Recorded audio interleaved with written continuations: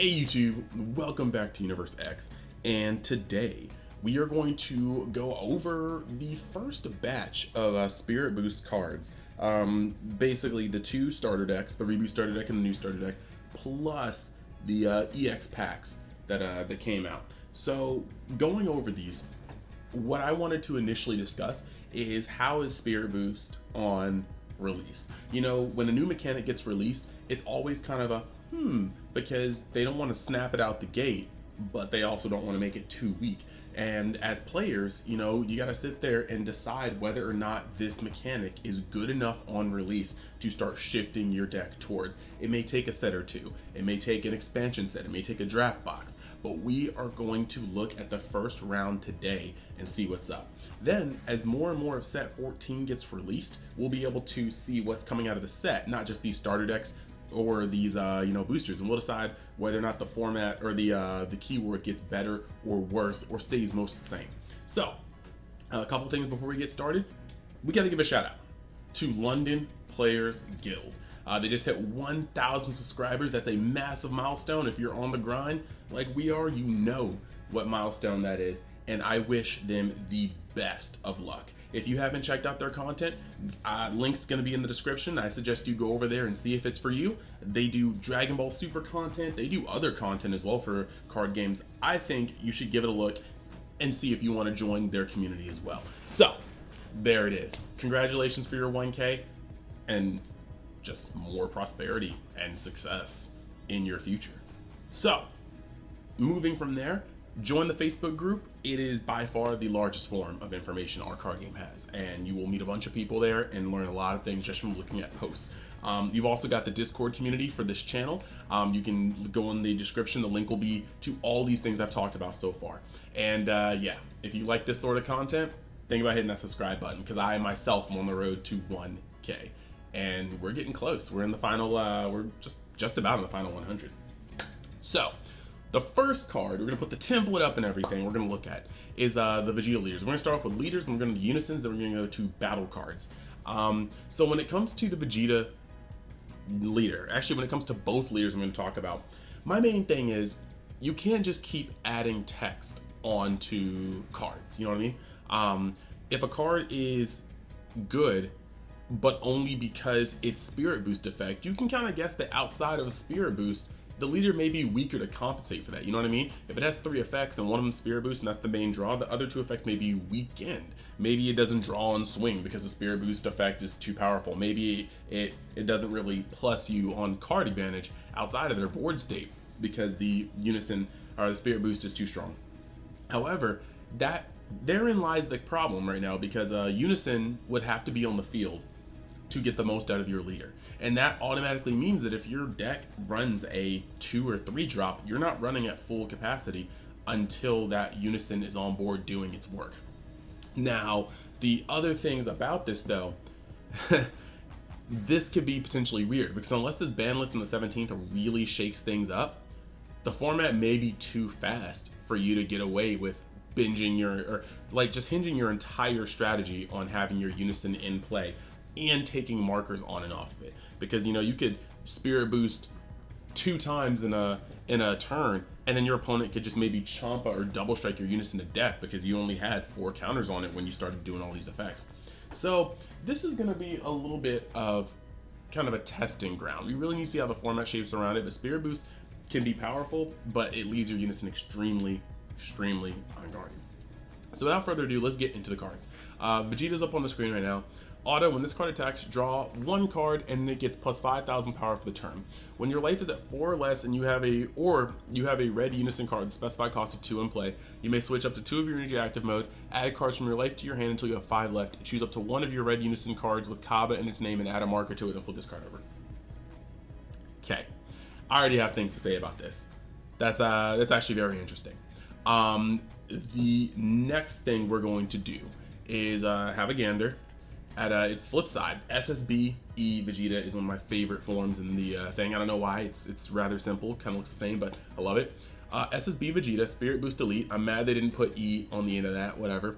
When this card attacks, draw 1 card, then choose up to 1 of your red unison cards with specified cost of 2, no keyword skills, and it gains double strike for the turn. Auto, once per turn, Spirit Boost 1. Here we go. When your opponent attacks your red unison card with a specified cost of 2, negate the attack and then choose up to one of your unison cards, and it gains plus 6,000 power for the turn. Okay, so this is actually very, very, very, very interesting. It's very solid. It's not busted by any means, but the thing is, this guy on his front is going to draw a card and go up to 15k, meaning he can pressure awaken leaders, and you're never gonna block really an attack off of him when you're unawakened. Now granted, when you're unawakened, you're kind of just taking shots as they come from leaders, but at the same time, being able to pressure an awakened leader unawakened is very, very, very important. It's a very, very not, like, people don't understand how good that is until you're in a situation where you're being starved or your deck has kind of shafted you.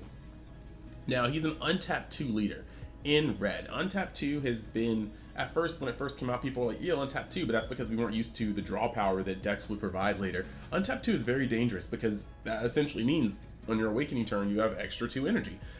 You can lease them up for defense, or if they make the cards punchy enough, this can mean on turn 2, you technically have access to 4 energy. And that could be very, very, very dangerous. So this is very, very interesting. The front side is very interesting. And then the last part of that, I love the fact that you add 1 marker to Kaba. That's actually pretty crazy. You're setting yourself up to have at least 1 free spirit boost without having to worry about messing up your unison markers. I love that. Now on his backside, he's going to be able to give the unison double strike, and that is very, very, very cool. But unisons with double strike are premium. You don't have to combo Champa here, but unisons next to leaders are the most untouchable cards in the game right now. So this is going to be very, very interesting, turning your leader or turning your unison to a serious threat. And then you also have his spirit boost, which is once per turn. Now, the spirit boost is very interesting. When your opponent attacks your red unison card with a specified cost of 2, negate the attack and choose up to one of your unison cards, gains plus 6,000 power for the turn. This is wild. Make no mistake, because this guy is going to be able to stop an attack on your unison. And you can do this, you choose it. It's not like an auto has to happen. You can choose when this happens. It's once per turn. So this is pretty cool. And on top of it being pretty cool, let me turn off Discord sounds because that was not supposed to happen. On top of this being pretty cool, he also is going to kind of sensu your dude. And it's by 6k, not 5k. So if you go up from 15 to 21, I mean, your opponent can't just swing with a 15 and combo 1. They have to combo 2 cards. So this effect is going to allow your unison to take a lot more threatening board states and turn them into non-factors. I actually very much so like that. That's a lot of text coming off this first one. Now, we are going to look at Mass Sand now. Activate main once per turn, burst 3, add 1 card from your life to your hand, and if a black card is placed in your drop area by this skill, this card gains critical for the turn. If a non-black card is placed into the drop area by this skill, he gains plus 5,000 for the turn. Awaken, when your life is at 4 or less, you may draw 1 card, switch to one of your energy to active mode, then flip this card over. Okay, this card is a reboot, and so this is actually pretty interesting. Change its +2 draw into a draw and tap, which is very, very good for black. It's burst 3, and the first effect pretty much did not change. Now we're gonna go to the second side though. When this card attacks, draw 1 card. Cool. Auto, once per turn, add 1 card from your life to your hand. When you remove a marker from one of your black unison cards using a spirit boost skill, switch this card to active mode and negate its keyword skills for the turn. Okay, now activate main, once per turn, burst 3. If a black card is dropped, you gain a critical. If a non-black card is dropped, 5,000 power. So here's how this guy is gonna work. You swing, right? And he's gonna draw a card. Now you burst 3 and he's gonna gain critical, and he's going to, of course, go up 5k. So you'll be able to swing with 20k critical if your deck gives you the right luck and it's built right. But then you can use Spirit Boost, untap him, swing, and draw again. So that's cool. And he stays at 20k. So he's going to be swinging most turns, if you can help it, by 2 turns, and you're going to draw 2 cards on his backside. This is crazy for an aggro deck because he's going to generate a lot of cards for free. He is a +2 most of the turns he's played. I think that's kind of amazing. Hello, kitty. And, oh, hey, baby girl. And So basically, that's actually just amazing. I definitely like that. So when it comes to both of these leaders, they kind of both do different things. I think Vegeta, I like him a little bit more because Vegeta protects your unison, and when your unison is integral to your game state, I like the fact that Vegeta makes your unison really go the distance. But Bardock is in a place where he is going to be hyper aggressive, and I mean, we need to see the cards around him though. That's the only thing about Bardock. Bardock requires you to use a Spirit Boost skill, so Bardock will only be as good as the skills that are on the Spirit Boost cards. Now Vegeta protects the unison, so if you have a really stupid 2-cost red unison with no keyword skill on it, Vegeta will probably be able to keep that dude on the board till Kingdom Come. And Spirit Boost effects getting better and better, he'll be able to do a lot. So personally, I kind of like the Vegeta one a little bit more, even though one of my very first deck profiles on this channel was a Mass Sand deck profile. Sorry, bro. Now let's move over to the unisons.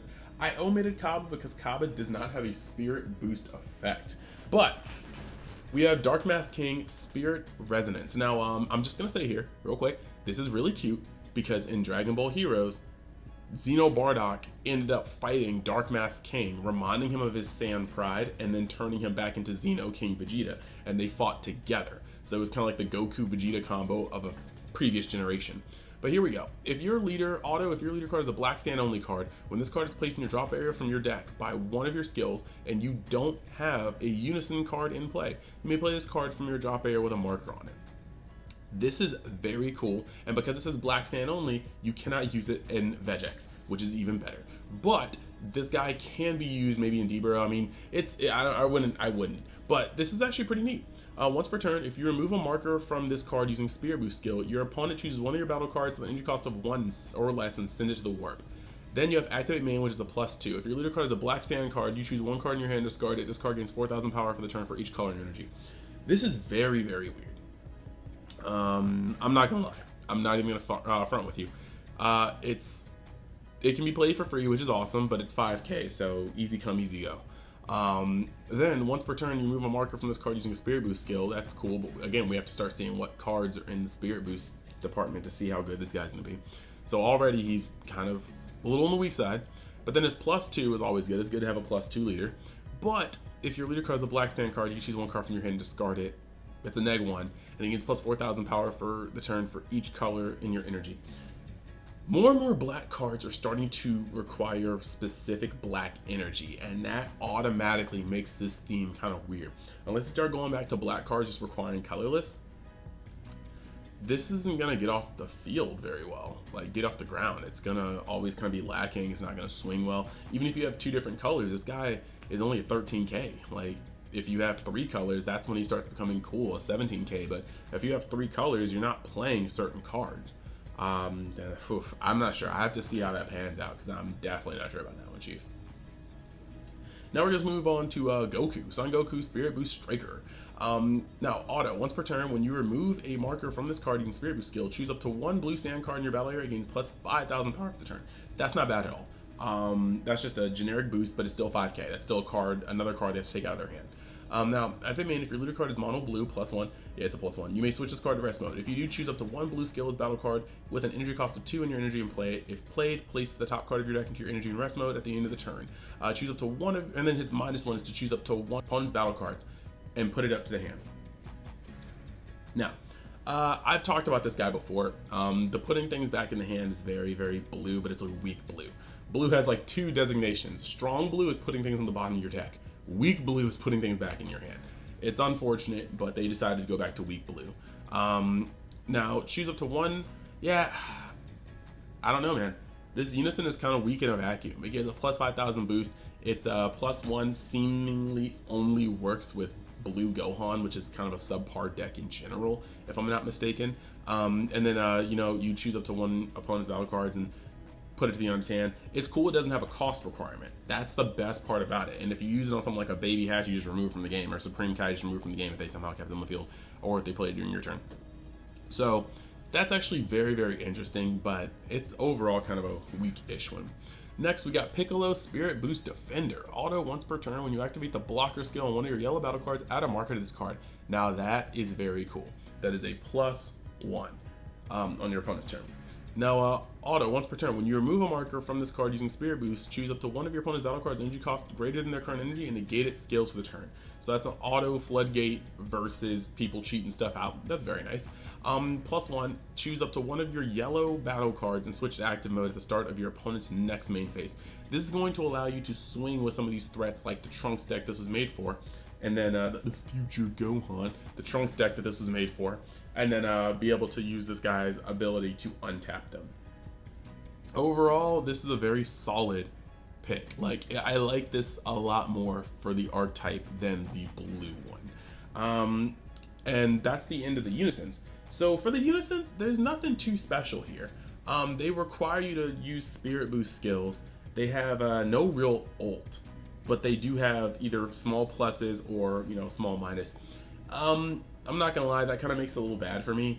I feel like Unison's best part were their ults, but then again, in this game, you weren't always using Unison's ult. If a Unison got to its ult, the game had to be incredibly in your favor. So maybe it is better that we're shifting towards just Unisons that have, you know, you're supposed to tick up and tick down throughout the course of the battle instead of ticking up, using its tick down if you need to, and using its ult if you can, which is the normal, you know, MTG kind of Planeswalker formula. So let's go over to the battle cards. We got Son Goku, Spirit Boost Warrior. Now this dude is hefty. He is 20k, he has played for 4.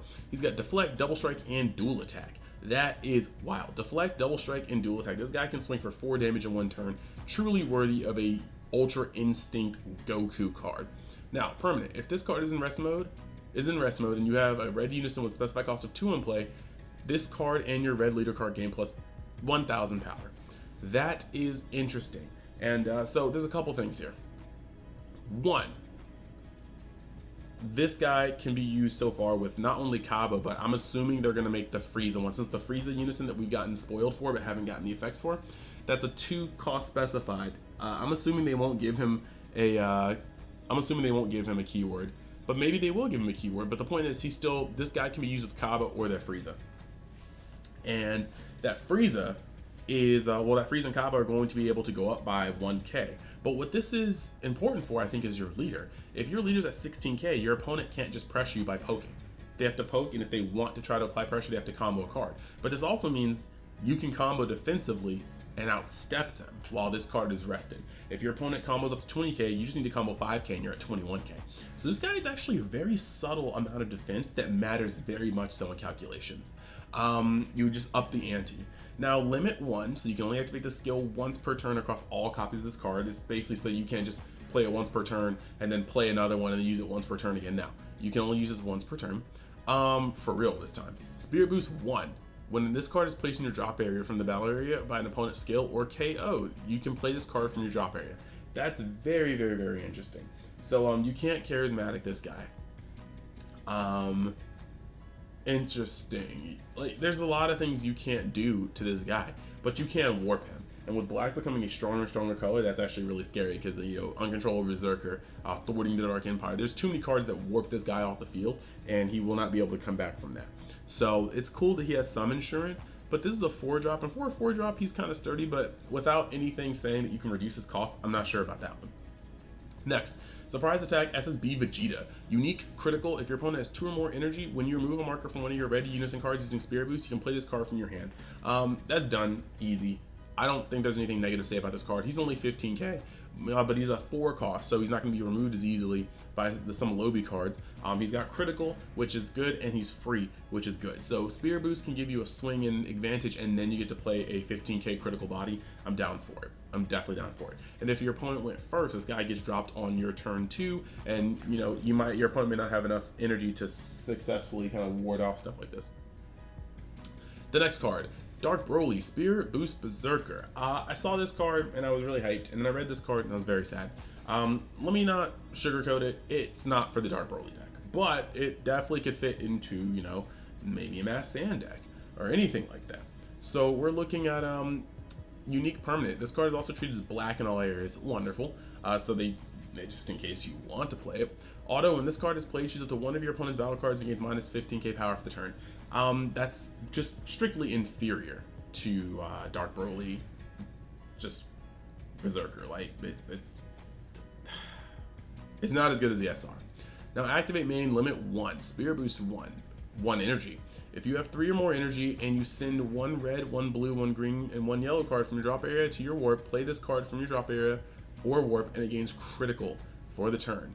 Now, I mean, it may be able to use itself as the cost. That's true. But this is not, unless Dark Broly gets a bunch of cards that count as black and another color and they're all 30k, this isn't going to be used in Dark Broly. It's just not. But it is cool because if it was, you'd have another source of red splash, but I just don't see it happening. I need to see more. Like I said, if we get like the rainbow and 30k cards that can be black as well, then yeah, maybe this guy has a chance. But as it stands, I don't really think so. Very interesting though. Critical pressure in Dark Broly would be unreal. So maybe it's a good thing this doesn't really vibe with the rest of the deck. The next card we have is Mass Sand Spirit Boost Enigma. Unique dual attack. Activate main, limit 1, Spirit Boost 1. Yeah, so it costs 1. All this stuff costs 1, so this guy is pretty thick. If your leader card is a Mass Sand or Bardock Xeno card and you discard this card from your hand, your opponent may choose 1 card in their life and place it at the bottom of their deck. If they don't, play this card from your drop area. This is very interesting, but given that he's a 15k dual attack with no way to boost his attack, your opponent probably will just let it hit the board and just defend twice. Like, I don't think you're going to really dump resources on this guy. It's a battle card, and just being a battle card means he's vulnerable to great many things in the game. So, nice, but I think it'd be better if he was like 20k, because right now it's like your opponent just takes a life and puts it at the bottom of the deck, or you get a free 15k. But I guess maybe that is the case. Maybe that is the case. You just give him the 15k every time. You don't want to take a life for it, but you give him the 15k every time and you just block it. It's interesting. I think it's balanced, but I think in this game things are so skewed that balance feels weak. Next, you got Black Mass Sand Spirit Boost Minion. Damn it, dang, Minion though? That's a disrespect in his name. Wow, that's a lot of disrespect. Okay. Permanent. If your leader card is a Mass Sand or Bardock Xeno card, treat this card in your hand as if it had no specified cost. So it comes out for just 1 colorless. Auto, once per turn, add 1 card from your life to your hand. This card gains 11,000 power for the turn, making it a 15k swinger. That's standard. But Spirit Boost. Switch this card to active mode. See, look, this is tight. This is an actual upgrade. Now it's archetype specific for the most part, but it can also be played in yellow decks for no change.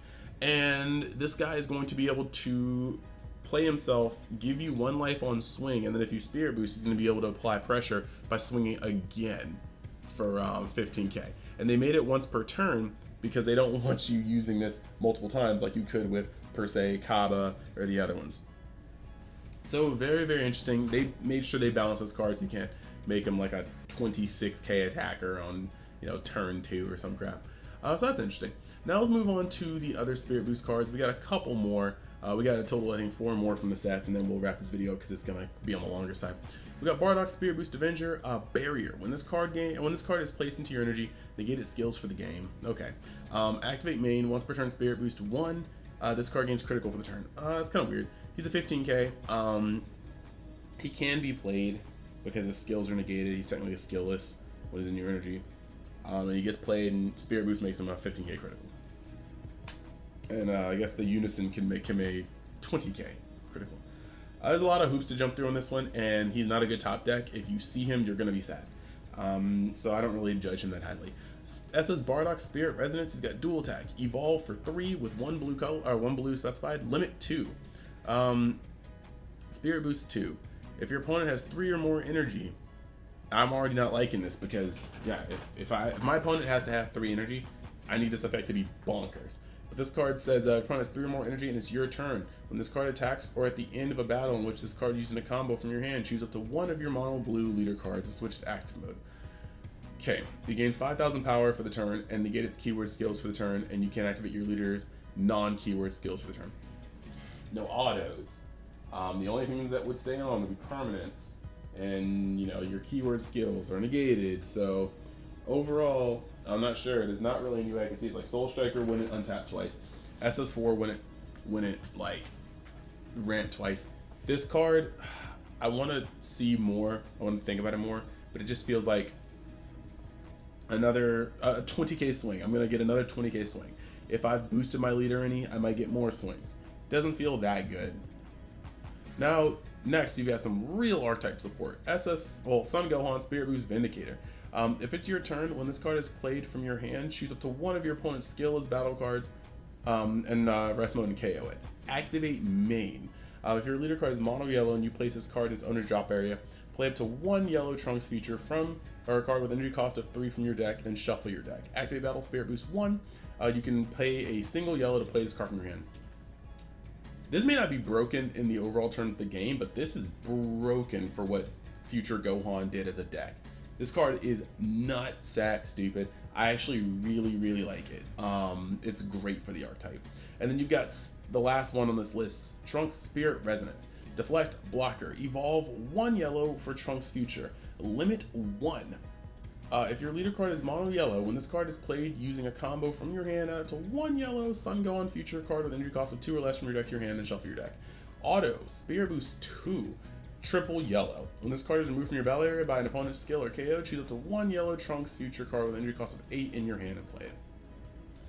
Last skill's kind of weird. Spirit Boost 2, so you have to take 2 markers off your unison. 3 yellow energy. Keeping up 3 energy, that's super telegraphed, and that's a lot. And in the Trunks Future deck, I'm not sure how often you can keep up 3 energy. And then, last but not least, it has to be from hand, it's not from deck, so with all that cost, you still have to draw the 8-drop Trunks, which you're not going to max out on if I'm not mistaken, because you don't want to draw it all the time. I like this card a lot more before I actually read it. But I go on Spire. So these are the Spirit Boost cards so far. I think when it comes to leaders, they're both powerful. They're both powerful in different ways. When it comes to unisons, I think they got a long way to go. I wasn't really wowed by any of the unisons with Spirit Boost clauses on them. Piccolo is neat, but only for one deck. I'm going to need to definitely see them bring the heat with these Spirit Boost unisons. Then when it came to battle cards, they range, it's all over the board. Like, the Black Mass Sam was nice. The Gohan's very nice. I liked the Vegeta, the SSB Vegeta, but the other ones were very mid to bad. So we gotta really see what we're gonna get. I think tomorrow I'll be out with a video on blue cards. I think they're gonna spoil another round of blue cards, and so I'll compile it all together and we'll talk about where blue's going in this set, as well as how it's doing in terms of, you know, Spirit Boost. So thank you for sitting through this video. It's been a little long, but I just wanted to go through what we had right now and kind of talk about it. I think Spirit Boost is in a weird space right now because the game is not slow enough for us to be, like, in unisons. A person in my Discord said unisons inherently slow down the game, for at least the deck playing unisons, and I agree. But I'm not sure if the game is at a point where we're just going to move away from unison decks that don't play unisons. You know, Dark Broly doesn't play unison, and Dark Broly will probably get up in there if it's not banned the heck.